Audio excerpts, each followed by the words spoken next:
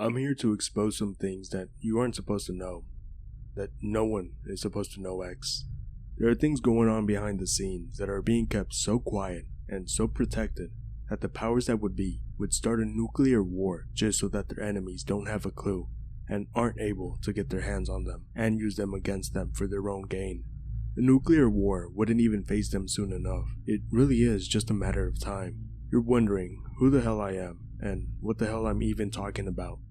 But I will explain everything in due time. I have a few things to share with you, and as soon as it's sent, I will be going into hiding. I already have a plan. Transport is already set up, and I will soon disappear into a country where they cannot get to me, and where I will be nobody again. They won't get to me, and I won't be extradited because the information I possess will be of such high level that they will protect me at all costs. That's the worst case scenario. The best case is that I live out my life as a nobody and a pauper, and that is good enough for me. Who am I? I originally served in the military for a few years and worked the hardest I could until I was scouted and approached and offered a much more prestigious position at an underground military base. From there, I did more intense training and then got the role I'm here to tell you about. It sounds like a fantasy, but I trained for and was stationed on a US military base on the moon. No bullshit. I'll try to green text as much as I can. Joined the military at age 18, fresh out of the education. Was a dream of mine ever since I was a kid. None of my family members had ever served, but a kid that I was friends with at school always used to tell me about the amazing operation that his father was involved with and all the cool shit he got up to. Decided at a young age that no matter what, I was gonna join up. Lucky me, I got shipped off pretty quickly to fight in the Iraq War. Saw the most fucked up shit you could possibly imagine. Slaughtering civilians, blowing up protected buildings and desecrating them, beating civilians for information, and sometimes even just for fun. Some of our soldiers would beat the fuck out of the enemies that we had captured, even if they had surrendered peacefully. Would take them back and waterboard them, and torture them until they gave up whatever they wanted to hear, even if it wasn't true. Would do this to women and child soldiers, and whatever else you could think of. So many war crimes that just got covered up. I also took part in operations over in Syria, and even ended up in Libya at one point. Saw a lot of horrible shit, and was very lucky to be alive. After a long service, I started to get noticed and was approached by a couple of individuals who told me they represented a more specialized branch of the military, and they were looking for someone with my expertise in combat and training, as well as my medical skills that I displayed in the field. They were offering a lot of money, and were gonna get me away from fighting in shitholes, so I didn't even see how I could ever refuse the offer. I was transferred to an underground military base, where they told me they were going to be providing me with an intensive training course, and would be expanding my medical knowledge, before they would be shipping me out onto a classified mission that was due to launch within a year's time. I had to sign countless NDAs before they would fully reveal to me the extent of the operation, and was sworn to full secrecy under pain of death. I had almost no family members aside from my aunt and uncle, who raised me in place of my junkie dad, and my mom, who passed away during childbirth. Aside from them, I had pretty much no one, and no obligations at all. So when I was told that I would be living on a base, it wasn't a problem for me. They laid the operation out on the table and told me they were launching a military initiative on the moon. They had apparently discovered some craters as well as some tunnels and wanted to launch a thorough research operation, and so we were prepping to bring in more crew. They had a base that had been set up for a number of years, but with minimal people and supplies. Now, normally, astronauts train around for 2 years before shipping out, but they told me that they wanted to streamline the process to begin the operation much quicker, so they decided that as a compromise, they would bring in personnel who had many years of military training and experience, which would hopefully make up for it. So, we had a 1-year crash course essentially. The base wasn't anything incredibly special.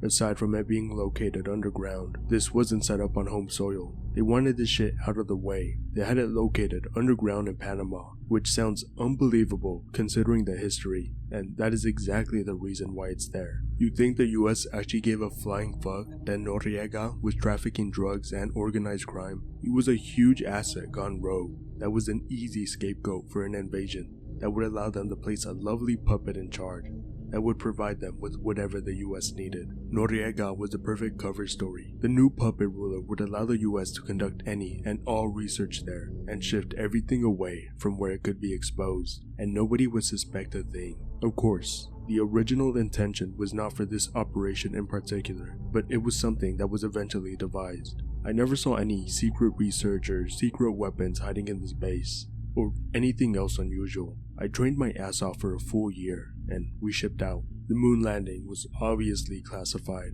and kept strictly off the records, but a rocket launching into space is something extremely hard to hide, which is why we didn't launch from Panama. We didn't launch from the US or any countries with a close relation to us. We launched with China, the perfect cover story. No one in the US would ever receive any news of it, and any leakages would be seen purely as a conspiracy or propaganda. While the citizens of China would have nothing to question, it would not be informed. Have you ever heard about the Chang'e 3? Yeah, we went up at the same time, and we would allow them to send scientists with us to conduct their own research and exploration.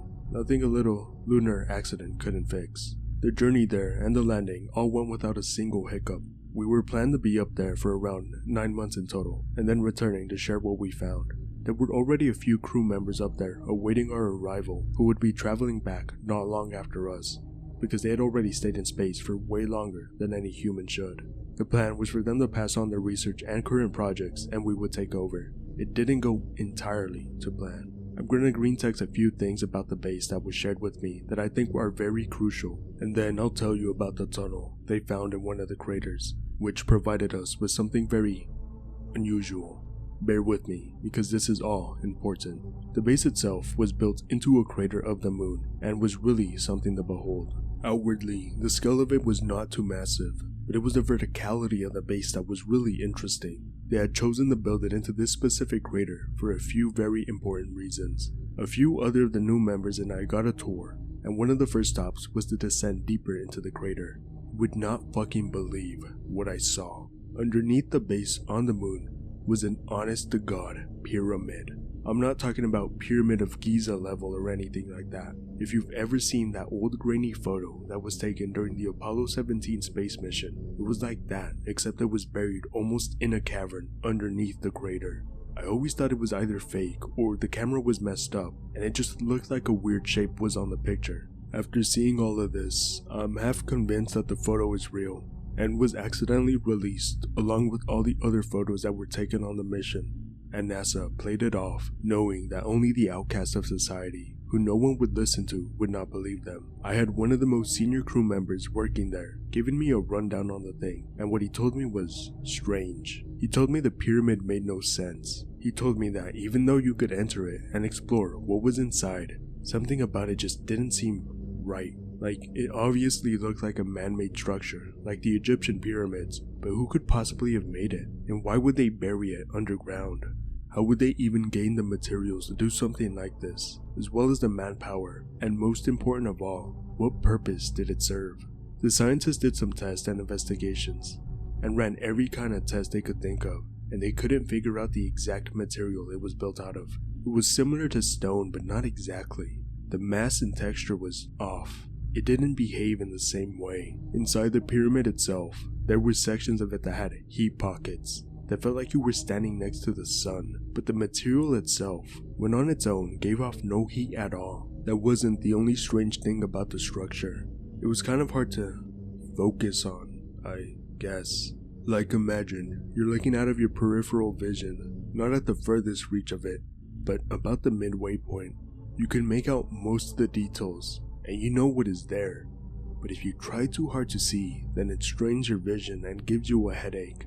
That's exactly what it was like trying to look at this thing. It made your head spin, and multiple people had reportedly thrown up or passed out after looking at the thing, or being in its presence for too long. The scientists gave me a guided tour of the pyramid. The scale of it was impressive, much bigger than you would expect when looking at the structure from the outside. It was honestly quite difficult to get my head around how it worked. The corridors all seemed to intertwine at random points that didn't make sense, and made it incredibly easy to get lost since the whole place looked very similar. There weren't any strange markings on any of the walls or any writing, but they did uncover a couple of artifacts from the pyramid that they were currently testing on. The pyramid had a few different hollowed out rooms that the artifacts sat in throughout it. They were all sitting atop small plinths in each room, like they were being displayed. It was kinda like the Washington Monument, except instead of a point at the top of it, it was concave with a space for the artifact to sit, and obviously much smaller than the Washington Monument. I'm around 5'9", and it sat almost at head height up to me. There were etchings into each of the plinths, but it didn't look like any kind of language. There was no pattern to the etchings, and it looked more like claws had been struck into each and dragged down them slowly. The artifacts I can't really tell you much about, as they're still being studied, but I can describe them and share as much as we know. One of them looked like an ordinary sphere made out of some kind of bronze material. It was almost completely weightless when we measured the mass of the thing, which suggested it was hollow, but any attempts to penetrate the outer shell were completely unsuccessful. They had even tried everything short of dropping a nuclear bomb on it.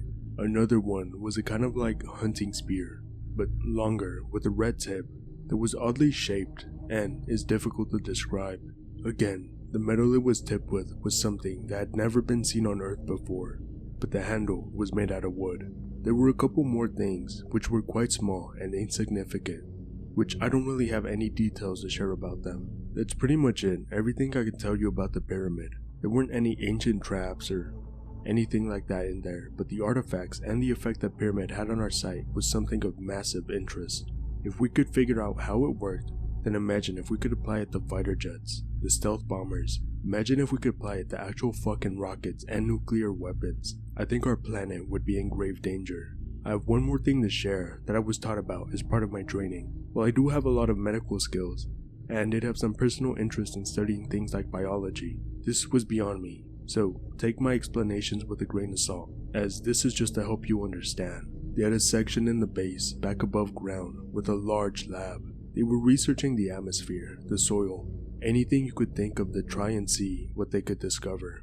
Obviously, terraforming the moon would not be on the cards, without significant advancements in technology, but every little thing helps, right? Anyway, so the soil on the moon is made up of a few things like rock chips, and this thing that is only found on the moon, which was coined agglutenates, which is a little hard to describe without writing a formal essay. So you all know about the world famous moon landing, which was Apollo 11. The moon mission directly after it, Apollo 12, was interesting for a few reasons.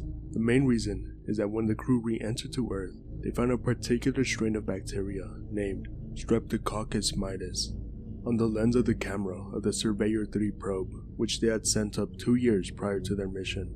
The likely explanation was that it was contaminated at some point when returning to Earth, because the sterilization protocols were nowhere near as rigorous, but NASA and the US government very silently believed otherwise. They couldn't find evidence of it anywhere else on the moon. Of course, the entire moon hasn't been explored, so it's very possible that it is somewhere. But here's the kicker. They found something else. They found it only in the soil in the direct vicinity of the pyramid. Let me say that I'm not a scientific expert, and what I say isn't actual fact, but just to give you an idea of how they told me it works. Essentially, these bacteria that they found had some kind of special regenerative properties that they were able to observe. Now, all bacteria can regenerate themselves, but the extraordinary thing was that they exposed small rodents such as mice to these bacteria. It wasn't perfect, but the mice were able to regenerate mild injuries such as incisions at incredibly advanced rates. Not instantly, but within a few hours they were almost fully healed. That isn't all. With exposure to enough of the bacteria, and with enough time for it to build up in their bodies, the mice were able to partially regrow their limbs. It takes a few days, and obviously does not work for fatal injuries. But the main problem is that the immune system is able to completely fight off the bacteria.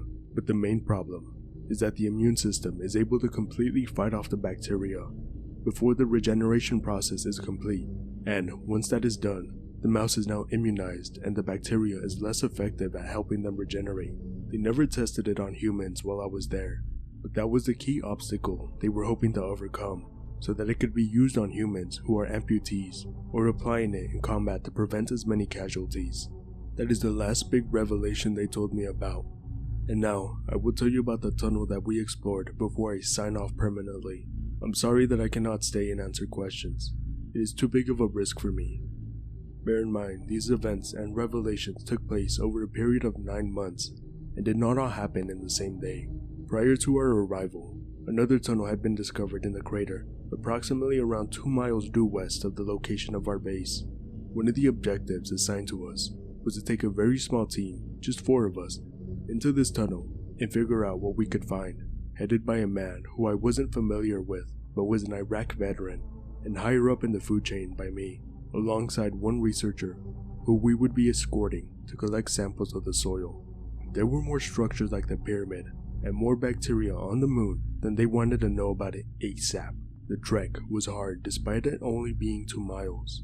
No amount of training can prepare you for just how much energy it takes to walk in such a heavy spacesuit, with everything around you resisting your every move. The base we were on did not have any weapons, but we were provided with a few to be used in emergencies only. We took one rifle with us, an RK-95, equipped with a bayonet at the end, purely as a precaution, and was held by the Iraq vet that was leading the exploration mission. Just a note, before any know-it-alls try and tell me that this is fake because guns don't work in space, I suggest you do some research. You won't be having full-scale warfare and blasting people full auto, but you can shoot a couple of rounds no problem. Visibility was relatively clear, and we were able to spot the tunnel from a distance. The crater was decently deep. We had to be careful with our descent. The tunnel looked to be very obviously man-made, like someone had attempted to dig a mineshaft while leaving out any kind of support beams to protect from collapse. The direction of the tunnel was also pretty irregular. It descended for a while before taking a strange swirling path east, then continuing the decline. After a while of walking, it eventually opened up into a decently sized cavern that left us awestruck. The ceiling of it was quite high, with stalagmites and stalactites all around. There weren't any man-made structures that we could see, but there was what looked to be a small alcove at the opposite end of the cavern, with what looked like to be more etchings made there into the cavern wall. The researcher stayed with the Iraq vet and was attempting to gather whatever she was looking for to analyze, and me and the other guy made our way towards the alcove. The alcove stretched a few feet above my head. They were similar to the ones inside the pyramid that were etched into artifact plinths, but they weren't exact. These ones were more diagonal, and the size of the etchings in terms of the area were bigger. We took pictures as best as we could to try and really capture the scale, but it was difficult to. Not only that, but for some reason, this alcove was starting to give me a headache, just like the pyramid did. The only difference this time is that it wasn't like looking out of my peripheral vision. My vision was perfect, but after a minute or so, my eyes started to become strained and tired, and I had to look away. There was another passage on the side of the cavern that we were now on, but the researcher had finished collecting her samples, and the Iraq vet made the decision that it was too risky and had too many unknown quantities. They were completely right. We got exactly what we came for, and it was time to leave before we started running into oxygen issues. We made the right choice in the end, because we started to hear some weird sounds coming from the direction of the tunnel. They were faint, like they were echoing from the very end of the shaft, but we could just about make them out. It wasn't words, or really anything we could properly describe. It was just noises, echoing faintly. Because of the echo, it was hard to describe, but it was a very abrupt sound. Kind of like a plosive sound, but slightly different. It was quite deep and bassy too, but that's all we got because we left after that. We never ventured back in the time that I was stationed there. It was decided by command that too many variables were at play, and they preferred to assign us to other tasks. That is about all I can tell you on Honest DX. I hope it was worth the risk. You may think me dumb for telling you this, but things are starting to progress in ways that I don't like. I only did the one deployment, but was on the back burner for a while, because being up there for so long seriously took a toll on my body. It really isn't what it used to be, and I had a longer recovery time than most, so they opted to send other people in my place. I lived on the base in Panama for quite a while to aid with my recovery, and I was kept in the loop of the advancements in case I was ready to ship out once my turn came back around. After that, I was given leave and told to rest and focus on my recovery. Things continue on their current trajectory, then devastating things are coming. I'm sorry that I cannot stick around for questions, but I hope I was able to provide at least some good insight. Goodbye, X.